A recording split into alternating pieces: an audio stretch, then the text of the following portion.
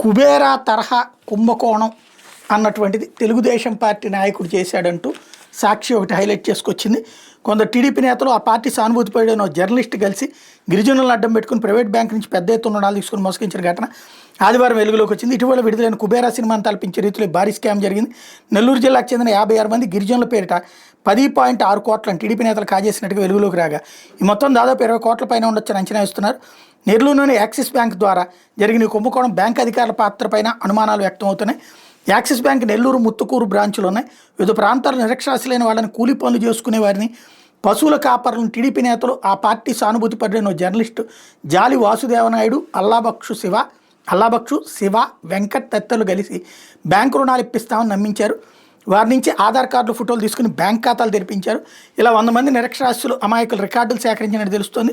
మరోవైపు net India private limited, MR infraline, global solution, capital tree software పేర్లతో నకిలీ కంపెనీలు సృష్టించారు. కూలీలను, పశువుల కాపర్లను ఆ కంపెనీలో సాఫ్ట్వేర్ ఉద్యోగులకు చూపించారు. వీళ్ళంతా గిరిజనులే. ఒక్కొక్కరికి 75,000 నుంచి 1,00,000 పైగా జీతాలు ఇస్తున్న రికార్డులు, పే స్లిప్పులు తయారు చేశారు. వాళ్ళందరికీ 6 నెలల పాటు జీతాలు చెల్లించినట్టు బ్యాంక్ స్టేట్మెంట్ కూడా సృష్టించారు. వీటిని యాక్సిస్ బ్యాంకుకి సమర్పించి ఒక్కొక్కరి పేరిట 15 లక్షలు చొప్పున బ్యాంకు నుంచి రుణం పొందారు. ఈ మొత్తం వ్యవహారంలో బ్యాంక్ సిబ్బంది ఏ ఒక్క లబ్ధిదారుతో నేరుగా మాట్లాడటం, కలవడం, రికార్డులు పరిశీలించడం వంటివి ఏమీ లేకుండా రుణాలు ఇచ్చేశారు. విషయాలేవి లబ్ధిదారులకు తెలియకుండా టీడీపీ నేతలు జాగ్రత్త పడ్డారు. 4 నెలల పాటు బ్యాంకు వాయిదాలు చెల్లించిన నకిలీ కంపెనీలు ఆ తర్వాత చెల్లింపులు నిలిపేశాయి. రుణం వస్తుందని ఎదురు చూస్తున్న నిజమైన లబ్ధిదారులకి బకాయిలు చెల్లించాలని నోటీసులు అందడంతో వాళ్ళు దిగ్భ్రాంతికి గురయ్యారు.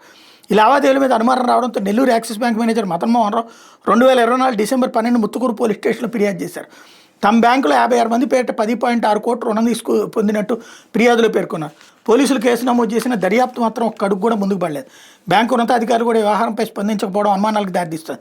దీనిపై బ్యాంక్ ఎంతవరకు విచారణ జరపలేదు. 56 మంది పేరిట 10.6 కోట్ల రుణం కాజేసినట్టు ప్రాథమికంగా బయటకు వచ్చిన నిందితులు 100 మంది పేరిట 20 కోట్లకు పైగా కాజేసి ఉంటారని అంచనా ఇస్తున్నారు. ఈ కుంభకోణం వెనక అసలు సూత్రధారులు ఎవరో బయటకు పక్కకుండా టీడీపీ పెద్దలు చర్యలు తీసుకున్నట్టు సమాచారం. మోసపోయిన బాధిత గిరిజనులు ఆదివారం మీడియా ముందుకు వచ్చారు.